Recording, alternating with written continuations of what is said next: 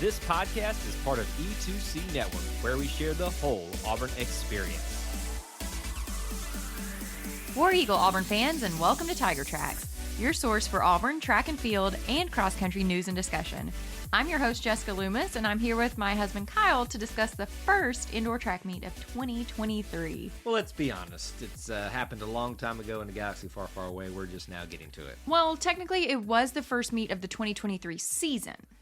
It was kind of back in 2022, though. It was, but the season. The season, yes. It's odd. Have we ever done this before, where we've talked about a track and field meet for the 23 indoor season happening in 2022?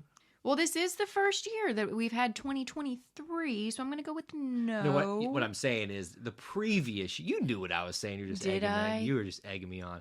The previous year, my point is, I don't think we've had an indoor meet happen before the holidays before. I agree. This is the first early meet that I think we've been to, or at least that we've been to since we have been doing the podcast. That's kind of what I was getting at. Obviously, I'm sure it's happened before in the history of Auburn athletics. Now that I'm thinking about it, I feel like Brenda Kigan one time went and did some competed in long distance. And maybe that's it. Maybe this is the first time we've taken more than one or two individuals. Granted, we only took a handful, but it was still more than one or two. Mm-hmm. Well, this is a new era of track and field and cross country for Auburn athletics with a new head coach, a new way of doing things, a new mindset. So try new things. We're just going to have to get used to at least doing, I guess, a meet before the holidays now. I do love the opportunity for things to be new. Not that there was anything wrong with the old way. I like a fresh start, and I like seeing some changes happen. So I really like that this meet that happened back December 8th in Oshkosh, Wisconsin, that they took specifically the throwing team. I'm going to come back to that Oshkosh thing in just a second, but let me say this more serious thing, a more poignant thing.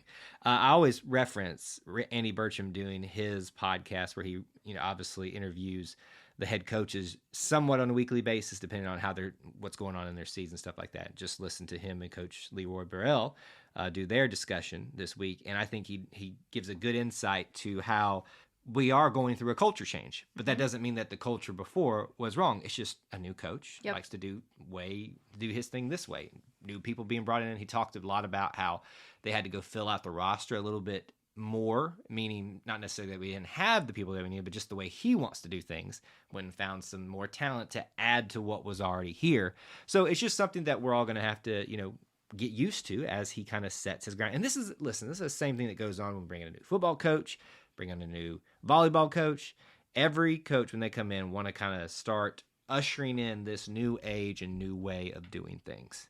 Now that I'm done being serious, can we just address that this thing's called Oshkosh? Well, that's a city. I know, but it's funny. You don't know about Oshkosh, Wisconsin? Do you? That is, yeah. You really? Yeah. This is the thing. You knew about this. This is a city. This is a real city, well, Oshkosh. I'm not saying that they made it up, but I really knew about it. How did you know about it? Dude, I don't know. Probably television. I find it hard to believe that you knew about it. I don't know why. I don't know how to tell you that I knew it, but I did. I believe you. You're very convincing about that. It's just, listen. So the funny thing, too, is this is indoor season. You got to remember, because people hear, oh, you went up and did a track meet in Wisconsin in the winter? It's indoor. But also, it was the beginning of winter. It's not like January Jessica, in Wisconsin. Wisconsin winter basically never ends. That's true. It's 9 months out of the year. We know that's not true. I've got family in Wisconsin. I'm just and also fun. Wisconsin has that largest water park thing, which is so weird. Oh, but anywho, so anyway, we're not here to talk about water parks. Let's also talk about hold this. the phone. Isn't the University of Wisconsin in Oshkosh? No, it's in Madison. That Oshkosh and Madison. The exact same thing in Jessica's That's book. Basically the same. M and O are close to each other in the alphabet. I honestly, we need to get off this tangent, but when I saw this in our notes, when you prepared them for the week, I was like, is she made a mistake? Is she thinking about the old, Did I make a mistake? Kids Did you check? Clothing store, I think is what it was, or shoe store. Okay, so Oshkosh Bagosh is very difficult to say, first of all. Yes, it is. And second of all, it was probably named after Oshkosh, Wisconsin. Oh my gosh. Oshkosh, let's move on. So, let's talk about this University of Wisconsin Early Bird Invitational. Yes. Well, and we should set the precedent at how this track and field season is going to go for those of you that may be new. We'll start off each meet by giving you guys the highlights, and then we will go through the rest of them as we go. Because the main thing is we want you guys, every time we go through this very long list sometimes of results, to take away the big highlights, the big things that happened in that. Yeah, we're not quite ready for that, though. Kyle is so excited about our results that he wants to jump the gun and get there. But before we get to some results, let's talk about the throws coach. Let's do it. Because you've talked about Leroy Burrell, but the highlight of this meet would be Pat Ebel. Mm-hmm. He's the throwing coach. So he is the one who is actually coaching them day in and day out. Right. With Coach Burrell, obviously, being the ultimate coach, the leader, having oversight. But Coach Ebel is the one that trains these athletes day in and day out. And Coach Ebel was a holdover from the previous regime. He was here, and I'm guessing it was his son, Eric Ebel, who was here. I feel like that has to be true. They're at least related. I mean, it's not. Are you saying that? Listen, it's not like Smith, okay? This is a very unique name, Ebel. That's true. That's true. I feel like I can go out on that limb and I won't fall. So what came first, the chicken or the egg? The coaching or the son? Like, did he become a throw coach because his son became a thrower? Or did his son become a thrower because his dad was a throwing coach? I'm so it's not even a good question. I'm just so lost. That's where we went on that. But it's like, okay, does Hugh Freeze's son become a football player? Hugh Freeze has 3 daughters. That's tough. That's her. I hated to see you go out on that limb and fall off. Let me bring you back around to Pat Ebel coaching up the throws team. He does a great job, and I'm glad that he is our throwing coach now. She's giving me the eyes over here now. Anyway, back to this meet, the Early Bird Invitational, Kyle. Very early. It was Or would it be late early. because it was in December? Also, you just have to think, when did these kids have their finals? Because was this after finals or before finals? Because that stinks. I think this happened that window between finals and the holidays, because usually the finals are like that second week of December, usually in most colleges. Well, December 8th would be the second week, ding dong. Well, it's the window of not necessarily. Of chaos. Anyway, yes. So I'm just going to assume that kids were done with finals. Yes. And then they travel up to the snowy land of Wisconsin. But stay inside to do their throws. Praise the Lord, because it's indoor. So, like Kyle mentioned before, with indoor track and outdoor track, my favorite, even though we love all the tracks, we will discuss the highlights at the beginning, because as the track season gets on, you will see there will be quite a few events to discuss. This time, we're lucky that there's only a few, because it was just our throwing team that was here. Yep. But we'll discuss the highlights and then go through all the results. So for this meet, the athletes that competed earned 3 first-place finishes and 5 personal records. Woo, you threw that in there for me, right? The 3 goals, just to mention that. Because that's the thing, is I value the medals, you value the PRs. And I value the PRs because I don't personally care how you rank against others. I care about how you rank against yourself. And are you improving yourself every week? Yes. Boom. You're a winner in my book. I care about the bling. That's what I'm about. But you know what? Here's the thing. Here's the only reason that I truly don't care. Now, this meet had a lot of competition, so it is important. But some meets you go to are very small. So, Kyle, there are some meets, if I go out and I compete against you in the 400 meter, I'm going to win. And I'm going to get the gold. And that is useless because you and I are not athletes. So, dost assume too many things. I'm just saying, that's why a PR is worthwhile regardless of how many athletes you're competing against. A gold medal is only worthwhile if there's more than one athlete in the event. I wasn't arguing. I was just saying I like the good bling bling. That's all. Just tell us some important things. All right, so we'll go into a few more highlights here. Mara Hewalt won the women's shot put by throwing nearly 2 meters farther than the second place finisher. If you've been following us, if you've been following this track and field team for a while, that should not surprise you. Mara Hewalt is one of our stalwart throwers and has done Did you say a Star Wars thrower? Stalwart, like I heard you say Star firm Wars. Foundation, like. I was like, I don't know what Star Wars has to do with throwing. Yes, Star Wars. We brought everything else into the show. Why not Star Wars at this point? May the force be with you. She also threw a PR in the women's weight throw with a toss of 20.67 meters. Maddie Malone, not a shocker here, also won the women's weight throw. Wait, what do you mean she also won the women's weight throw? Well, She did win the women's. She's the only winner of the women's weight I was throw. just saying, like, on top Why of that. don't you stick to the script? I spent a lot of time on these notes. Read what the notes say. I was just saying that Don't on top add of the other words. wins that we had there. Okay. I'll just be over here if you need me. Okay. Kyle Brown, not Kyle Loomis. Kyle Brown won the men's weight throw with a PR of 21.84 meters. Then Kyle Moisen placed third in the weight throw with a PR. And he got a PR in the men's shot put and placed second overall. You know, I enjoy, even though this is a very short, we don't have a lot to talk about this week, just a meat full of throws. Like, I know. I knew you would love this because you love the throwing throwing. I mean, because why not?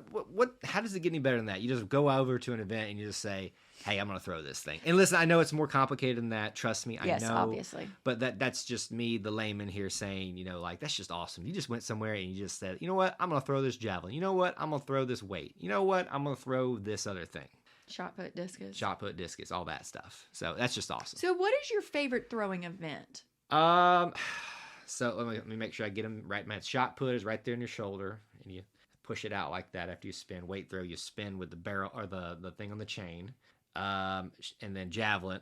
I mean, come on. Javelin's my favorite. It's kind of like I don't there's a know. little bit of danger in it. Or the discus. The discus is so dangerous. It's But like the a discus- weighted frisbee that they're just launching across that field. But the discus to me like scares me more than the Yeah. javelin. Like I just Yeah. Except you could be impaled by a javelin. and I've watched it happen like What? on a replay. There's replays where somebody at an event's been impaled and they still survive. Like it hit them in their shoulder. That's good. Now we got real graphic here on the So show. also, speaking of things that are completely not relevant to this podcast, Yes. didn't Mrs. Trunchbull throw the weight throw? Who's Or that? was she shot put? Who's that? Matilda? Sorry, Miss Trunchbull? sorry, I only watch and read. relevant Somebody, Lord have mercy. things. Again, what does this have to do with track and field? Weight throw. I said Miss Trunchbull threw or maybe she was shot put. I don't know. I got to look this up. Coming back To the important track. Auburn athletes. Yes, so that's all your highlights there. Let's start with some men because men think they rule the world. Yes, they do. So this is all your results that we're going to be talking about here. All right, we'll start with the men's weight throw. Kyle Brown, as we've already talked about, won the whole dang thing out of 18 competitors with that 21.84 meter PR throw. And also Kyle Moisen. The Kyle's dominance continues as it should be. That third place finish, 19.98 meters and the PR.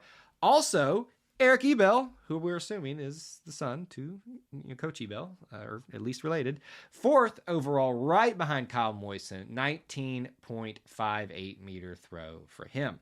Men's shot put, Kyle Moisen, second overall, just shy of that gold, 18 competitors, 15.95 meters. And then we also had Eric Ebel in this as well, seventh place overall, 14.57 meters with a PR, as Jessica loves to point out. Good job. Good job. So for the women, we had the women's weight throw, Maddie Malone placing first place, like we discussed, out of 29 competitors with a throw of 21.6 meters. Mara Hewalt coming in with that silver medal with a PR of 20.67 meters. So really, it's so interesting to me, too, to see. So for weight throw, the men had 18 competitors, women had 29. Yep. I mean, that's almost a third more athletes, right? Yeah, I'm doing a quick math in my head. Yeah. Almost. That'd be more than That'd be about 33% half. more. Yeah. Don't make me do math. You know this. Yeah, Kyle. Don't make me do math on the show. Anywho, so for women's shot put, it was Mara Hewalt that got a gold medal out of 23 athletes with a throw of 16.32 meters. So obviously, at least the events that Auburn was competing in, the bigger field was for the women and the smaller field was for the men. Doesn't mean that the competition was any less. No. Just more people to fight against. But it's no shock that Maddie Malone and Mara Hewalt are at the top of those lists in their respective events. It's not, but it's also not shocking that the Kyles Yes. were up at the front and that Eric was right behind them too. Like, we've watched these athletes for multiple seasons now, and it's really nice too that we got to see a meet where the five of them, five were specifically highlighted. Yep. I love that. Well, and they talked about this week on Andy Burcham's podcast about how, much has been inherited by Coach Burrell in this weights team right now. Yep. And with the weight coach, and you understand why he was retained from Coach Ralph Spry's Yep. staff. So that's a good area to start with, especially with Leroy Burrell being a sprints guy, as he was a sprinter himself. Exactly. And that's going to be his, I won't say he's the head coach, so the whole thing's his focus. But of course, every coach has got their tendencies. I mean, well, it's obvious. I mean, it's like Right. an orchestra. Right. You're gonna not favoritism, but you're gonna understand your area of expertise. Yes, exactly. Great way to put it. Yes. So Kyle while would we're be an oboe. is that a bad thing? Mm-hmm. Wow. I'm sorry for all you oboe players out there. Teasing. What a shot off the bow to the oboe players. Anyway, even though this is a short meet and long time ago in a galaxy far, far away, was it participated in. We're happy to have this season getting started. But here in our defense of podcasting, first of all, there were the holidays. But second of all, this gives us an opportunity to look forward to another track and field meet literally 1 week after this. By the time they're hearing it, it'll be 2 days, 3 days from happening. Well, I was giving you a little grace, but here we are, Kyle calling himself out. I'm just saying. So, Friday the 13th, Auburn will be competing in the Clemson invite in Clemson, South Carolina. That's just unfortunate. Yep, Friday the 13th. Starting off the year with Friday the 13th. Literally. And you got to go to Clemson, the Auburn with a lake. Well, it could be worse. That's true. They could be going it is to South Auburn Carolina. with a lake. That's in South Carolina. No. The University of South Carolina. Okay, now I understand. I don't mean the state. Listen, we know about Jeez. my struggles are with math. Your struggles are with geography. Okay, at least I knew Oshkosh, Wisconsin was a real thing. And let me just say this, folks. You didn't know where Seattle was. Yes, I See, did. Seattle. So that's all we have for tonight's show before Kyle is mean. Live from Seattle, Oregon. We really appreciate y'all and truly look forward to the indoor track and field season for Auburn. This is going to be an awesome season with the new head coach and just a lot of great things to come. So, War Eagle. Excited for that inaugural season with the new coach, War Eagle.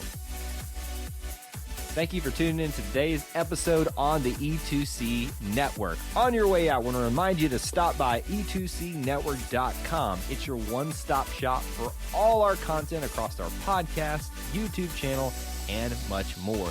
To stay up to date with us, make sure you're following social media accounts such as Facebook, Twitter, and Instagram. While our content here may always be Auburn sports heavy, if it's orange and blue, it's what we do. War Eagle.